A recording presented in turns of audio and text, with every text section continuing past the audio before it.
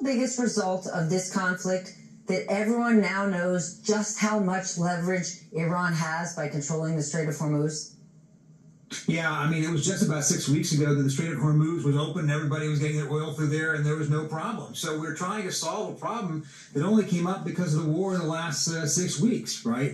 And it's become one that has managed to grip the world. It's not just oil, it's also things like fertilizer, which are necessary for crops. There are whole, acres and acres and acres of croplands that may be wasted this season if they can't get the right fertilizers. It's things like here in the Washington area, I saw the local water authority said they're taking down the fluoride in our water because they're not getting supplies from the Middle East. It has a lot of ripple effects across the board, economically and otherwise. And I think you're right, a lot of Americans didn't quite realize that. And it doesn't seem like the administration had really anticipated exactly what was going to happen there either.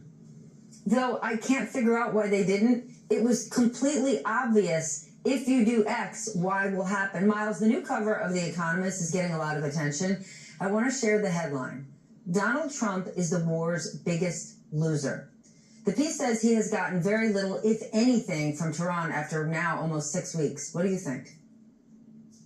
Well, remember what he said earlier this week when he notionally agreed to a ceasefire. He said that Iran had presented a workable basis on which to negotiate. Now, we don't know for sure what that workable basis was, but the documents that we do have largely rest on a 10-point plan that the Iranians put out there, which a lot of people, including in President Trump's orbit, have deemed a total strategic failure. And that whole list of things does not align with what Donald Trump demanded the Iranians do: give up their nuclear program and reopen the Strait of Hormuz and do it without conditions, and on down the list. Instead, it looks like the Iranians got their wish list, and now additional reporting today makes it seem like there was indeed a scramble in the White House in those last 24 hours before this deal was announced, with Donald Trump seemingly ready to accept anything so that he could just claim victory. But it's looking a lot worse, and I think that's why you've seen in the past 24 hours